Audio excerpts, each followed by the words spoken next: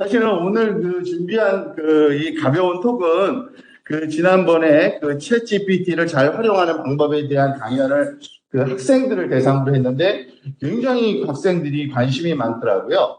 그래서 그리고 또 더군다나 제가 최근 들어서는 본의 아니게 비전공자들을 대상으로 한 AI 강연을 한 서너 번 하게 됐어요. 그러니까 이 방향이 싹 바뀌고 있더라고요. 제가 이게 설명하는 방법론이. 특히 오늘도 비전공자를 가정하고서 지금 설명을 드리려고 합니다. 그래서 제목 자체가 지금 보시는 것처럼 Demystifying AI라는 조금 멋스러운 이런 표현을 썼는데 이 내용을 한번 조금 설명을 드리도록 하겠습니다. 자, 왜 이런 제목을 썼냐면요. 사실은 AI에 대해서 조금 신비로운 생각을 갖고 있는 분들이 많아요. 너무나도. 근데 그게 당연히 전문가가 아니다 보니까 지식이 부족할 수밖에 없고요. 근데 사람의 지혜는 부족하면 자기 나름대로의 다른 논리 체계를 만들어서 이해하려고 애를 써요. 그러다 보니까 진짜 AI가 뭔지를 잘 모르고 그러다 보면은 두 가지 현상이 나타나요. 보통 그러니까 네거티브하거나 포지티브. 너무 맹신하거나 아니면은 그냥 폄하하거나 막 이런 현상이 나타나더라고요. 그래서 사실은 AI 시대에서 지금 상황에서 제일 중요한 건 현재 기술이 어떤 기술인지 명확히 알고 있는 상태에서 말하자면 이게 활용 방법을 찾아야지 안 그러면은 조금 방향성이 잘못될 수 있고 또는 중요한 걸 놓칠 수도 있겠다라는 생각으로 사실 오늘 주제는 요 세 가지를 좀 설명을 드리려고 하는 겁니다. 너무 뻔한 얘기지만 이상한 얘기 같이 들릴 거예요. AI가 무엇인가? 여기부터 잘못된 경우가 참 많거든요. 그래서 그걸 설명을 드리고 또 How do we make a talk? 그러니까 AI가 지금 말하고 있는데 도대체 저건 어떻게 한 거지? 이거에 대해서 나름대로의 희한한 생각들을 좀 많이 하고 계세요. 답을 말씀드리면 우연히 생긴 거예요. 절대 알고 만든 거 아닙니다. 그래서 마지막에는 이거 가지고 도대체 나하고 무슨 상관이 있는지는 요거는 제가 설명드릴 건 아니고요. 마지막에 우리가 시간이 나면 좀 자유 토론 형태로 얘기를 좀 진행할까 합니다. 자, AI란 무엇인가를 다시 한번 설명해 볼게요. 사실은 AI가 Artificial Intelligence라는 용어이기 때문에 인공적으로 지능을 만들었다고 생각하는데 사실은 지능을 안 만들었어요. 왜냐하면 지능이 뭔지를 몰라요. 우리 아직도. 거기서 큰 착각이 있으면 큰일 납니다. 지능이 뭔지를 몰라요. 하지만 우리가 아는 건 하나, 지능적인 행동과 작업은 알아요. 뭐 우리가 잘 아는 거 있잖아요. 사람이 할 수 있는 건 다 지능적인 행동들이 거의 대부분입니다. 감지, 인식, 분류, 예측, 요즘에 많이 AI에서 이런 건 이만큼 했어요. 저렇게 이만큼 했어요 하는 것들이 다 지능적인 행동인데 그 지능적인 결과물이잖아요. 그 결과를 인공신경망이나 어떤 특별한 기술을 써가지고서 마치 사람이 한 것처럼 똑같이 만들어낸 것 뿐이에요. 이게 어떻게 보면 어폐가 있을 수 있는데 그게 그거 아닌가? 맞아요. 그게 또 그거예요. 무슨 말이냐면 이미 1950년대에 인공지능이란 말이 처음 나왔거든요. 앨런 튜어링이라는 사람이 제안을 하면서 이제 시작된 거예요. 근데 그 당시에 이미 그건 진짜 똑똑했던 것 같아요. 제 생각에. 왜냐하면 그 사람이 제안한 방법을 가만히 보면은 인공지능이 완성됐다라는 거를 우리가 어떻게 판단할 수 있을까? 왜냐하면 지능이 뭔지도 모르면서 그냥 시뮬레이션만 해보자예요. 한 사람이 있고 양쪽 방에 하나는 사람, 하나는 뭔지 모르지만 여기서 컴퓨터를 그려놨죠. 이제 인공지능이 있는데 말을 했을 때 이게 사람인지 아닌지 구분이 안 된다. 그러면 인공지능 성공했다고 보자고 제안했어요.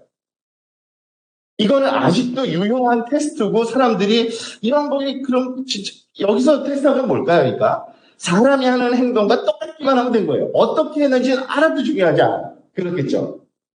근데 이렇게 정의를 내리면 이미 인공지능이 완성이 됐어요. 이적이에요. 지금 시대가 그런 거라는 얘기입니다. 물론 딱 1년뿐이 안 됐지만요. 근데 그러다 보니까 이 AI가 도대체 그러면 걔는 어떻게 하는 거죠? 그죠? 물론 그거를 자세하게 알려면 좀 힘들지만 사실은 알 필요 없는 것들이 너무 많아요.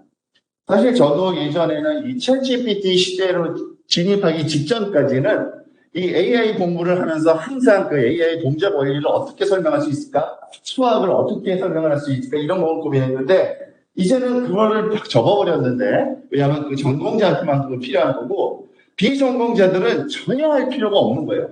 왜냐하면은 아까 말한 것처럼 어떤 방법을 썼던 거는 중요하지가 않아요. 그냥 사람이 한 것과 똑같게만 하면은 그냥 오케이. 그거는 AI가 된 거예요. 그냥 인공지능이 요즘의 정의에 의하면. 그래서 이거는 사실은 어떤 히스토리컬하게 이런 것부터 간단한 것부터 시작하잖아요, 항상. 그래서 아마 많이 보던 그런 그림, 그런 그 스키매틱 다이어그램이라고 생각합니다. 고양이 사진을 보여주면서 오케이 몰라, 그냥 AI 집어넣어. 근데 걔가 캐시락을 했으면 좋겠어, 그죠? 근데 우리는 컴퓨터를 써야 돼요. 컴퓨터로 할 거예요, 이거를. 근데 아시는 것처럼 컴퓨터는 그림도 이해 못하고 글씨도 이해 못해요. 어떡하지? 이거는 굉장히 오래다. 그리고 또 forward break라는 말이 들어가면, 이거는 좋아요라는 뜻이구나, 라고 이렇게 판단하고 싶어요. 이건 사람이 할 줄 아는 거니까. 이런 것도 AI가 했으면 좋겠는 거예요. 그러니까 이런 목적을 우리가 원한다는 겁니다. 근데 그러면 인공신경망 알고리즘이라는 어떤 하이텍 기술은 그걸 어떻게 하냐? 뭐 우리가 잘 알고 있는 것처럼 컴퓨터 안에서 구현을 해야 되기 때문에 얘를 숫자로 바꾸는 작업. 이거는 뭐 이제는 초중고생도 아는 그 상식이에요. 그림은 사실은 숫자들 수백만 개가 이렇게 밀집되어 있는 거다. 그래서 그 숫자만 바꿔서 얘한테 집어넣고 결과물로 또 숫자 하나를 받기로 약속을 해놨어요. 근데 이게 흔히 말하는 뭐 인공신경망을 나타내는 뉴럴 네트워크라는 그림을 항상 보면은 동그라미가 쫙 있고, 그리고 다음에도 또 있고, 걔네들이 다 연결되어 있고 하면서요. 이거는 사실은 어떤 상징적인 것도 아니고 진짜 그렇게 생겼어요. 얘가 다 숫자예요. 동그라미 다 숫자예요. 그런데 다른 동그라미를 옮길 때 그 숫자 그냥 주지 않고 그 직선에 있는 어떤 값에 곱해가지고 주는. 그래서 실제로 인공지능 신경망을 만들고 보면요. 거기서 하는 연산은 더하기하고 곱셈. 끝. 아무것도 없어요. 더하기하고 곱셈을 무지 많이 할 뿐이에요. 그리고 나서 마지막에 여기 동그라미 하나를 놔두는 이유는 그 답이 복잡한 거 다 싫어. 그냥 1 아니면 0만 줘. 이렇게 약속을 한 거예요. 그러면 물론 이거를 훈련이라는 과정을 거쳐야지만 이게 되는데 아마 상식적인 수준에서 생각하면은 와 되게 복잡한 함수 관계라는 거를 또 알 수는 있어요. 막연하게나마.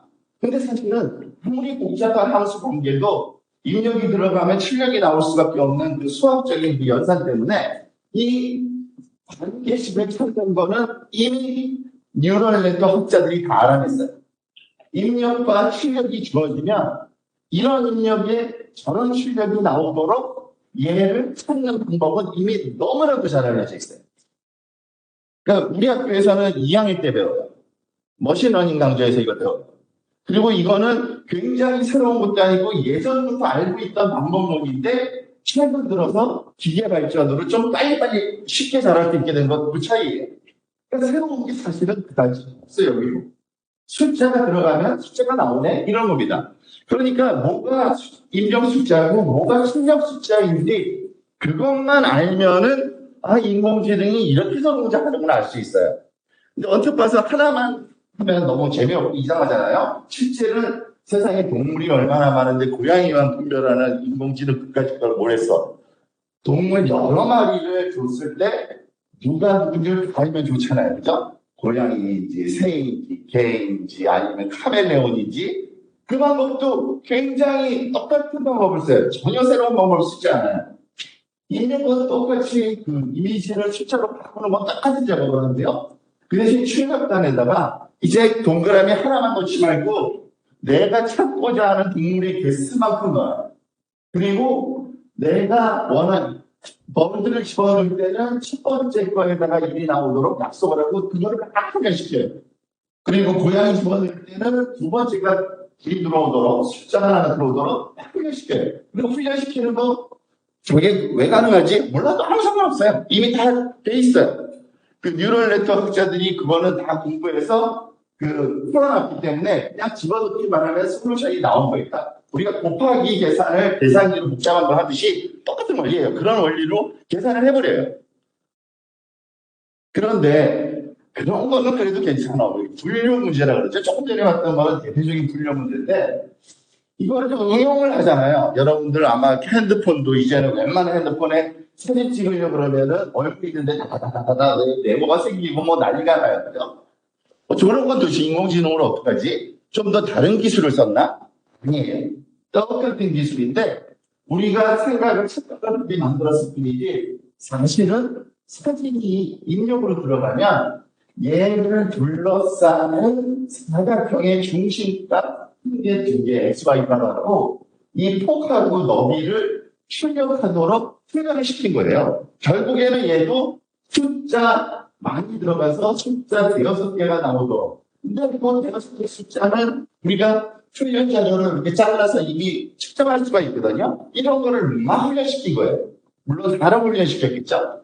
사람 얼굴. 그럼 사람 얼굴만 나타나면 숫자 다섯 개를 줄 뿐이지 사각형이 그려지진 않아요. 그건 우리가 220도로 컴퓨터 그래픽, 프로그래밍을 통해서 요 선이야 라고 보여주는 것 뿐이에요. 그게 다예요. 모든 게 다 그렇다고?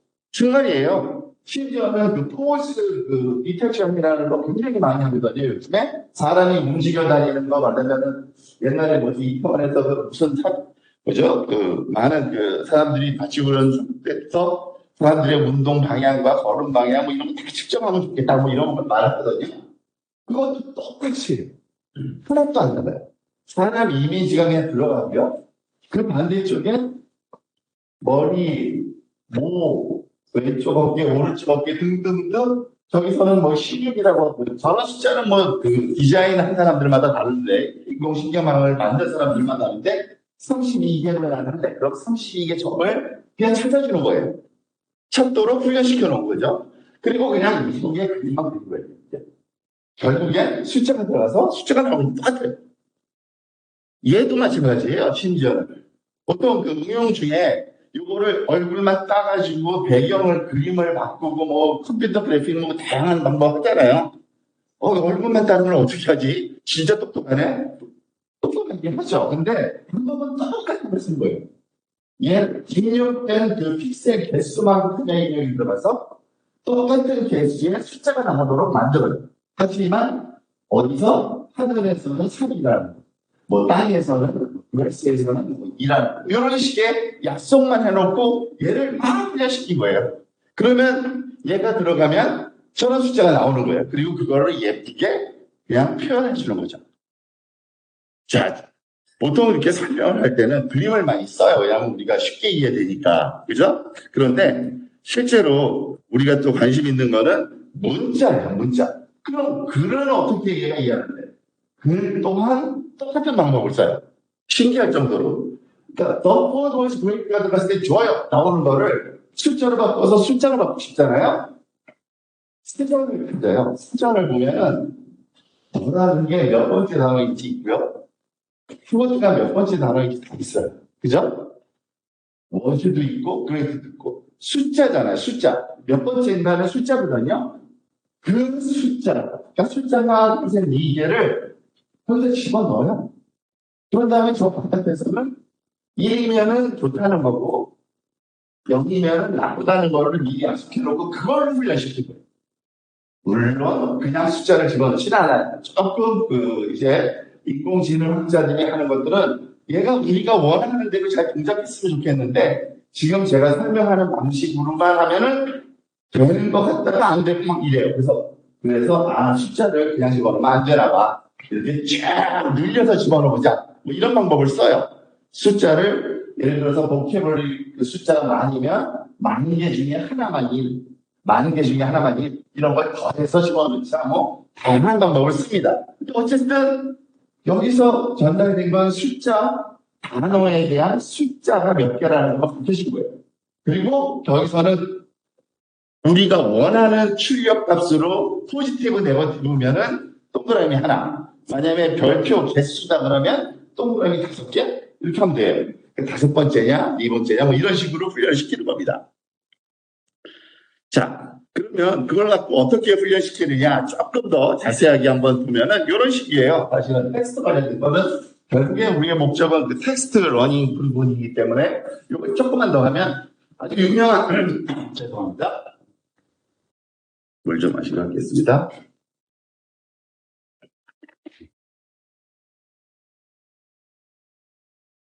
그 인공지능 그 연구하는 사람들이 쓰기에 쉬우라고 좋으라고 만들어 놓은 자료들이 있어요. 레스토랑 리뷰라고 해서 감정 분석하는 건데 MIDB라고 해가지고 5만 개의 문장을 만들어 놓은 게 있어요. 그래서 그 5만 개의 문장은 이런 문장이에요. 또 pastrami sandwich was great. 그러니까 저거 좋다는 뜻이네. 그 라벨도 다 붙어 있어요. 이건 좋은 거, 이건 나쁜 거. 이렇게 한 다음에 좋은 것과 나쁜 거를 얘가 들어가면 저게 나오고, 얘가 들어가면 저게 나오게 훈련을 시킨 거예요. 근데 그런다고 될까? 되더라는 거예요. 96%의 정확도가 얻어진대요. 다음에 새로운 문장을 집어넣으면. 그러면 문장이 들어가서 좋아요, 나빠요로 나오는 거는 이해가 돼요. 사실은 여기까지는요. 그런데 도대체 요즘에 챗GPT는 말할 수 있다며. 이게 뭐지? 이건 뭐지? 이게 좀 새로운 겁니다. 근데 여기서 여러분들 제너러티브 AI 요즘에 유행하는 언어고 아마 이거 많이 봤을 거예요. 챗GPT 그리고 바드 그리고 빙 챗 뭐 이런 것들 다 똑같은 원리로 동작을 하는데 이것들을 어떻게 만들어졌는지를 한번 설명을 제가 드릴 건데 여기서 중요한 거는 우리가 어떻게 말을 하는지를 인공지능학자들도 몰라요. 아까 처음에 제가 드렸던 오해하는 거, AI가 지능을 모르는데 지능이 하는 걸 흉내낸다고 그랬잖아요. 말도 똑같아요. 말을 어떻게 해서 하는지를 몰라요, 우리는. 그냥 말이 하는 것처럼 보이게만 만드는 게 목적이었어요, 사실은. 근데 그 목적을 우리가 이렇게 하면은 이렇게 될 거야 라고 하는 게 절대 아니에요. 우연히 찾아진 거예요, 어떻게 보면. 저는 그렇게 생각해요. 이거는 약간의 논란이 있을 수 있는데, 왜냐하면은 한번 설명을 들어보세요.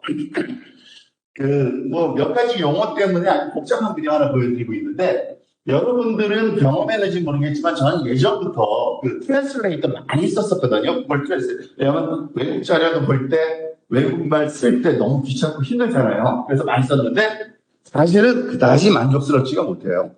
근데 언제? 2017년도부터 구글 번역기가 이 정도면 쓸모 있네라는 거를 저는 느꼈어요. 근데 그때가 언제냐면은 트랜스포머라는 어떤 기술을 개발했어요. 구글에서. 예전에는 그냥 아까 설명드린 대로 동그라미에다가 숫자 넣어서 반대쪽에서 동그라미가 나오는 이런 네트워크를 이렇게 막 했는데 되긴 되는데 만족스럽지가 않았던 거예요. 그런데 구글 브레인의 한 연구원이 이런 식으로 만들어 봅시다 라고 제안한 거예요. 이게 그 그림이에요. 뭐 알 필요는 없어요. 여기가 입력 영어가 들어가면 여기서 불어로 답이 나오게 네트워크를 이렇게 만들자. 이제부터는 아마 네트워크가 복잡해지면은 동그라미는 너무 많다 보니까 못 그리고 그냥 사각형을 그리면 사각형 안에 수십만 개 동그라미가 있겠구나라고 생각하면 돼요. 숫자, 그러니까 문자가 들어가야지 이해할 수 있게끔. 근데 그러다가 그때가 말하자면 구글 트랜스레이션이 잘 될 때거든요. 근데 뭐 테크니컬하게 너무 자세하게 할 필요는 없지만 그래도 알고는 있어야 되는데 그거는 번역기고요. 그거를 오픈 AI 연구원들이 보다가 굳이 번역만 할 필요 있어. 얘만 떼어내서 요것만 초록색만 쪽쪽 이게 오른쪽 거는 얘를 좀 자세히 이루는데 이 초록색만 잘라내서 얘만 한번 훈련시켜보자라고 한 거예요. 얘가 도대체 얼마만큼 말을 알아먹나. 그게 바로 GPT예요. GPT-3는 그 대신 이거를 굉장히 많이 쌓아놔요. 굉장히 또 하고 90몇 번 하는데 그래서 175 빌리언 파라메터라는 게 동그라미 개수예요. 동그라미와 동그라미를 이어주는 직선의 개수거든요. 이런 식으로 작업을 했더니 얘가 말을 하더라예요. 이거는 사실은 굉장히 놀랄만한 사건인 건 해요, 진짜. 왜냐면은 전혀 말을 하도록 훈련시킨 적은 없어요. 자, 제가 다시 한번 여기서 또 강조하는데, 그 기본적인 그 GPT에 사용되는 그 트랜스포머를 훈련시키는 과정이 이렇게 되어 있어요. 다음 단어 예측하는 알고리즘으로 훈련 자료를 만들어요. 그러니까 문장을 My favorite food is a bagel with cream cheese and grass. 이런 문장이 있다 그러면 얘한테 문장을 훈련시키기 위해서 앞에 첫 단어 다음, 그 다음에는 두 번째가 나와요. 두 번째 단어까지 있으면 세 번째 단어가 나와야 돼. 네 번째 단어가 있으면 그 다음 단어. 이런 식으로 입력, 출력, 입력, 출력. 그런데 너무 복잡하게 생각하지 마세요. 그냥 숫자가 되잖아요. 숫자가 쭉 늘어져 있는데 나올 숫자가 또 약속되어 있는 거예요. 그거를 계속 훈련시킨 거예요. 그러다 보니까 얘가 이해를 하는 거예요. 근데 여기서 또 중요한 거 하나는 이것도 약간은 테크니컬하긴 하지만 그래도 조금 너무 황당한 게 아니라는 걸 좀 설명드리기 위해서 그러면은 문장 하나를 훈련시키려면은 문장을 조금 내서 예를 들어서 단어 개수만큼의 입력과 출력을 만들어야 되나? 라는 생각이 드는데 그렇게 스튜피드하지 않아요. 인공지능 학자들이 똑똑해서 아니야 문장을 한 번에 통째로 훈련시키는 방법이 있어라고 만들어냈어요. 예를 들어서 여기서는 별거 아닌 것 같지만 이 직선이 연결되어 있는 게 모든 곳으로 연결되는 게 아니라 얘는 얘만 볼 수 있게 하고 얘는 얘하고 얘만 볼 수 있게 하고 등등등 해서 앞에 거만 볼 수 있게 이렇게 연결 그 직선을 다 끊어놨어요. 절대 못 보게. 앞에 단어는. 아니, 뒤에 단어는. 그러니까 앞에 단어로만 답을 예측해야 되는 이런 학습을 하니까 문장이 들어가서 문장이 나오도록 시킨 거예요. 사실은. 문장 들어가면 무조건 문장 나와야 돼. 한 단어씩 쉬프트 되는 게 나와야 돼. 이걸 훈련시켰어요. 그게 GPT예요. 그러다 보니까 이런 일이 생기더라고요. 해봤더니 Recite the first row of robotics. 그러니까 얘가 robot may not injure or human 이런 문장을 만들더라고요. 그런데 여러분들 혹시 그거에 관심이 있는 사람들은 좀 알았을 텐데 옛날에 한때 그 구글 직원 한 명이 회사의 비밀을 공개했다 그러면서 유튜버 방송에 나가서 이미 그 자기 자신의 그 자아가 생긴 인공지능 개발했다 얘기를 안 할 뿐이다. 근데 그때는 저 사람은 진짜 전공도 안 하고 그러니까 아주 잘 몰라서 그러나 보다. 그러니까 좀 정확하게. 그래서 좀 저는 개인적으로는 약간 좀 웃어넘기고 아유 쓸데없는 거 그런데 누군가에게는 그래 볼 수 있다예요. 왜냐하면은 절대 말을 훈련시킨 적이 없어요, 진짜. 어떤 논리를 가르쳐준 적이 없어요. 그런데 문장이 앞에 말이 되는 거예요, 나오는 게. 거기서 또 이제 새로운 고민이 생기는 거예요, 사실은 또. 그러면 우리가 진짜 그렇게 말하는 거 아니야? 라는 생각도 드는 거예요. 근데 그거는 굉장히 논란의 대상이 있는 거고, 어쨌든 사실은 알고리즘이 있어서 말을 만들어내는 게 아니라는 거예요. 이렇게 훈련시켰더니 문장이 말이 되더라고요. 그게 다예요. 그런데 실험을 해봤죠. 그래서 처음에 실험한 게 이거예요. 옛날 옛적에 유니콘이 친구들과 함께 라고 딱 쓰니까 마법의 숲에 살고 있었습니다. 문장이 수려하게 쫙 떠요. 또 하나, 프랑스의 수도는 무엇입니까? 물어봤더니 뭘 기대요? 파리 이렇게 나와 있거든요. 이해는 아니에요. 프랑스에서 가장 큰 도시 어디인가요? 프랑스의 인구는 얼마가 됩니까? 프랑스의 정화는 무엇입니까? 이것도 틀린 것 같지만 맥센스한 게 얘가 이런 문장을 너무 많이 본 거예요. 그러니까 그 질문지를 본 거죠. 얘. 질문지를 학습했던 거죠. 주로. 그러면 안 되잖아요. 우리가 원하는 게 이게 아니잖아요. 그죠? 그런 말을 할 수는 있는데 잘 못하네. 얘 말귀를 못 알아듣네. 그래서 한동안 여러 가지 방법론이 많이 개발되었어요. 아마 이것도 전문 용어이긴 합니다만 알면은 너무 쉬워서 설명드리는데 원샷 러닝이라는 게 있어요. 원샷 러닝. 그러니까 한 방에 가르쳐준다. 한 방에. 왜? 이런 식으로 질문을 바꿔봤어요. What is the capital of Korea 다음에 A 쓰고 서울. 그 다음에 Q 쓰고 What is the capital of France 썼더니 파리라고 얘기하는 거예요. 그러니까 가르쳐준 거예요. 그죠? 얘한테. 근데 이거 우리가 항상 쓰는 방법이 학교에서요. 애들한테 질문하면 잘 못하는데 예제 하나 가르쳐주면은 기가 막히게 풀어요. 사람도 똑같아요. 사람도. 근데 그 옆에 있던 또 연구자는 여기서 발전시켰어요. 피오샤 러닝이라는 걸 이렇게 말했어요. 아무것도 아니에요. 질문과 답을 두 개 주면 더 정확하다. 이거는 상식이죠, 그죠? 저 정도면 당연히 답이 더 정확할 수밖에 없겠죠?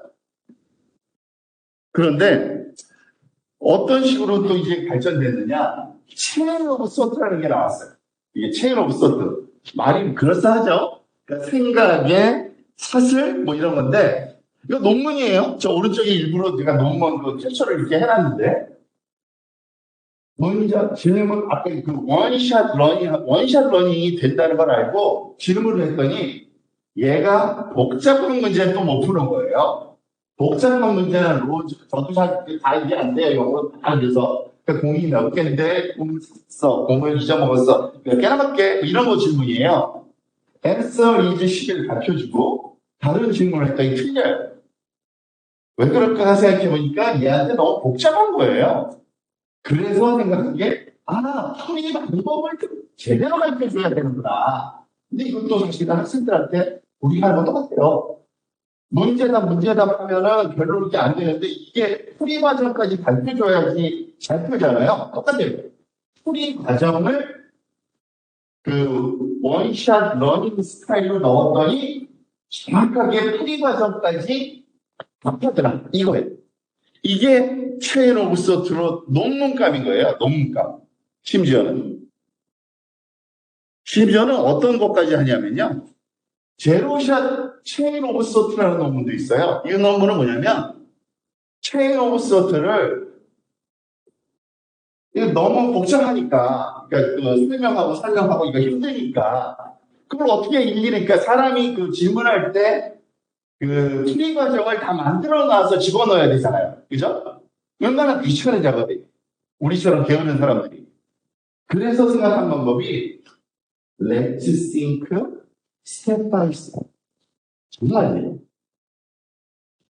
차근차근 생각해. 하니까 그래. 이거는 약간 충격적이지 않아요? 심지어는 최근에는 저런 말까지 나왔어요. 아니다, 구글에서 나온 건데 요 앞에 캐릭터 디퍼런스를 넣으면 더 정확하다는 게 밝혀졌어요. 진짜. 그러니까 이런 것만 보면은 무슨 말이냐면 얘가 말을 하드나? 이게 좀 헷갈리기도 해요, 진짜 사실은. 근데 그게 아니라는 거예요, 진짜. 그냥 확률론적으로 이런 말이 있으면은 이런 작업도 하는 거예요, 그냥. 진짜. 근데 이거를 사실은 이런 쪽으로 계속 발전을 하다가 사람들이 그럼 전문가, 그러니까 프롬프트 엔지니어가 있어야지만 되겠네. 그죠? 귀찮잖아요. 우리 귀찮은 건 너무 싫어하잖아요. 그래서 챗GPT가 만들어진 거예요. 챗GPT는 프롬프트 너무 그렇게 신경 쓰지 마. 그냥 어쨌든 무슨 말 하는 거 다 알아서 그냥 그런 저희 언어 모델을 추가학습을 시켰어요. 파인 튜닝이라고 그러는데 인스트럭트 시켜서 사람이 질문과 답을 너무나도 명확한 답과 문제가 있는 걸로만 따로 구별시키니까 굳이 프롬프트 엔지니어링으로 그럴싸한 말을 넣지 않아도 지금 챗GPT가 말을 잘하잖아요. 그런 게 되더라 이거예요. 그게 챗GPT예요, 사실은. 하지만 그렇다고 앞에 게 쓸모없는 건 아니에요. 아직도 유효해요. 이 원샷, 퓨샷, 체인 오브 소트, 디퍼, 테이크 디퍼스까지 다 적용해요.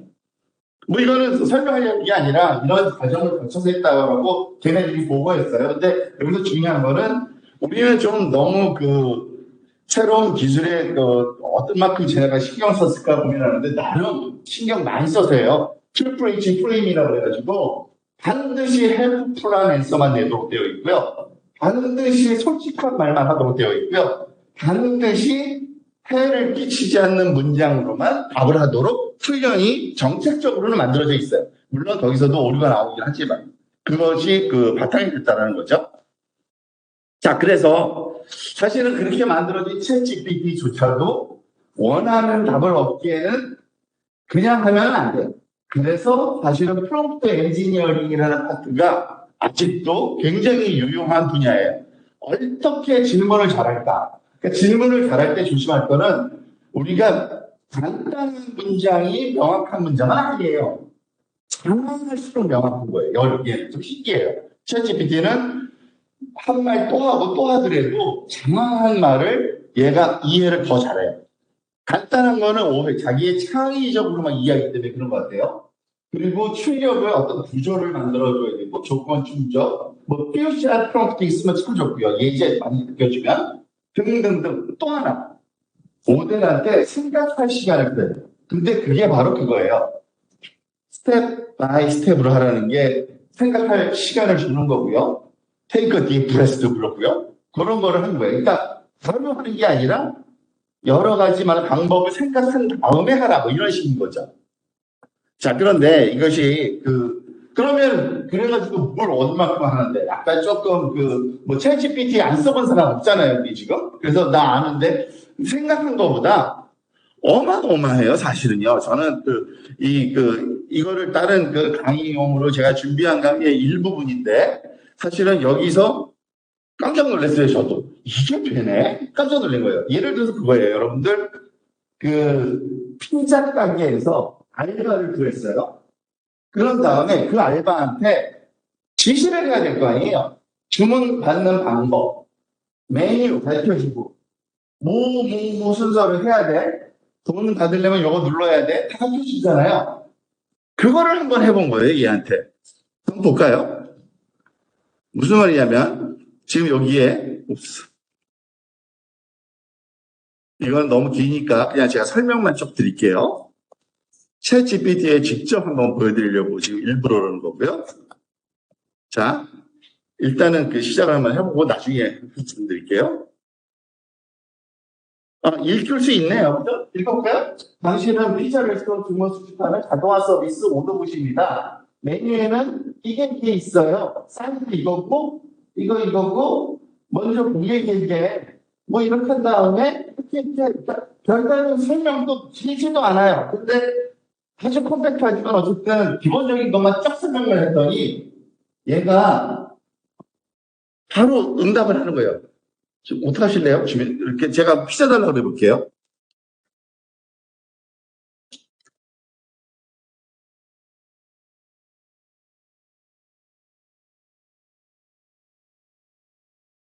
피자 주세요 그랬더니 어떤 거 원하냐고 딱 물어보고 치즈 달라고 했더니 치즈 피자 내 다음 토핑이나 음료 뭘 주문하겠냐 그러고 음료 뭐 있냐고 물어봤어요. 그때 음료 이렇게 하고 콜라 주세요. 근데 이게 그때마다 다르긴 하는데 오늘은 조금 불친절하네. 내가 친절하게 좀 해라고 써야겠어요. 그러면 달라질 거예요. 진짜. 진짜. 근데 지금 무슨 상황을 설명드리는 거냐면 열 몇 줄로 우리가 원하는 비헤이비어를 할 수 있게 만든 거예요, 그냥. 그리고 기본적인 거는 그러니까 예를 들면 이거죠. 말을 할 수 있는 로봇이 생기는 맞아요. 그거는 비교할 수가 없는 사실입니다. 근데 우리가 생각해보면 말할 수 있는 것만 해도 뭐든 할 수 있다는 걸 알아요. 특히 학교에서는 모든 수업이 연구보다 말로만 이루어지거든요. 그죠? 그리고 최근에 사실은 뭐 관심이 있으신지 없으신지는 모르겠지만 오픈 AI가 뭐 난리 났거든요. 근데 난리 난 게 한 열흘 전인가요? 일주일 전에 얘가 처음으로 저걸 열었어요. 오픈 AI가. 저 사진 보니까 평소에 하고 싶었던 거 꿈을 이룬 것 같아요. 그죠? 유명한 청바지에다가 이렇게 누구죠? 이름도 까먹었는데 하고 그래서 네, 스티브 잡스 흉내를 한번 내보고 싶었나 봐요. 저렇게 나와서 그냥 발표를 딱 멋지게 했어요. 근데 그날 뭘 했냐면 챗 GPT 업그레이드 됐다. GPT-4라는 걸로 업그레이드 됐다. 이게 어느 정도 업그레이드인지 가르쳐주는데 문장을 얼마큼 넣을 수 있냐면 240페이지 문장 넣어도 된다. 그러니까 책을 통째로 넣고 좀 요약 좀 해봐라든지 아니면은 여기 이거를 시리즈 분량으로 요약해서 뭐 세트로 이런 거 다 되는 거예요. 이제 그런 상황인 거죠. 근데 그것뿐이 아니라 이것까지 했어요. 그 그림도 할 수 있다. 그림도 얘가 이해하도록 만들었고 그리고 TTS, 그러니까 텍스트를 말로도 할 수 있게 얘가 말로 그러니까 반응하도록 만들어놨어요. 그러니까 우리 귀찮잖아요. 보는 것도 누가 이렇게 말로 다 해주고 좋잖아요. 그것까지도 장착됐어요. 지금 이미 그 챗GPT 말하자면 업그레이드인 거. 그리고 조금 그 이상한 이름이지만 GPT-S가 붙은 서비스를 시작했어요. 이제. 근데 이 GPT-S는 이런 게 가능해요. 코드도 다 이해하고 검색, 그러니까 인터넷상에 검색을 지가 하고 함수 같은 거 호출해서 그러니까 인터넷상에서 쓸 수 있는 서비스는 다 활용이 허용되네요. 얘는. 물론 유료지만. 그리고 그거를 만들어서 쓸 수 있게 지금 오픈해놨어요. 근데 오픈을 해놨고 아직도 그 오피셜 사이트는 아직 안 열렸어요. 근데 요거 다음에 일주일 뒤에 얘가 잘렸어요. 왜 잘렸는지는 지금 너무 말이 많아요. 다시 복귀는 했지만 지금. 그러니까 사실은 이것 때문에가 아니라 이것보다 더 막강한 게 있는데 그거를 어떤 식으로 사업할 거냐 이거 갖고 싸운다는 말이 유튜버들 사이에서는 많이들 그 추측성 기사가 나오는데 어쨌든 현재까지 오픈된 기술은 여기까지 있어요. 이미. 자, 그러니까 이런 상황에서 그러니까 뭐 이제는 좀 오픈 디스커션이 좀 됐으면 좋겠어요. 뭐냐면은 이런 게 되겠네. 이런 거 쓰면 어떨까? 이런 거 그런 식으로 이제 다음번 모임과 그 다음번 모임은 사실은 유료 버전 쓰면 좋아요. 근데 저도 유료 버전 쓰려고 모처럼 이 강의를 준비하면서 들어갔더니 웨이팅 리스트예요. 너무 많아서 안 받는데요. 웨이팅 이미 유료 버전 쓰시는 분들은 뭉쳐오신 거고 벌써. 근데 유료 버전이 아니래도 무료로 아까 한 거거든요. 이 정도 돼요 다. 그러니까 난 내 수업에서는 이런 강의 노트를 집어넣어서 질문 생성, 그러니까 퀴즈 5개만 만들어줘 라고 해왔더니 이렇더라. 이런 거를 가져와서 좀 공유하는 시간. 그게 지금 우리 요 소모임의 목적이라고 보시면 됩니다. 그리고 나는 이걸 원하는데 방법을 잘 모르겠어. 사실은 이 생성형 그런 텍스트 이런 시대에서는 문장을 어떻게 만드냐가 이게 아이러니죠. 옛날로 돌아간 것 같지 않아요? 말 잘하는 사람이 장땡이던 시대로 말 잘해야 되는 거예요. 얘랑 커뮤니케이션만 잘하면 성공하는 거예요. 이거 절대 AI 기술 알 필요 없는 기술이에요. 이 활용. 아무것도 몰라도 돼요. 진짜. 그런 요걸 가지고서 판매를 할 거라고 그랬어요. 앱처럼. 그러니까 누구든지 이 질문을 잘 만들어서 올리면 그거를 앱화 시켜가지고 하나 다운받을 때 1불씩 뭐 이렇게 차지를 한다든지 여러분들 어플 다운받는 거 있죠? 그렇게 만들려고 지금 하고 있어요. 얘네들 어플 다운. 근데 이거를 하나 내가 생성하려고 그러면 뭘 하면 되냐? 어떤 질문을 하지? 그것만 하면 끝인 거예요.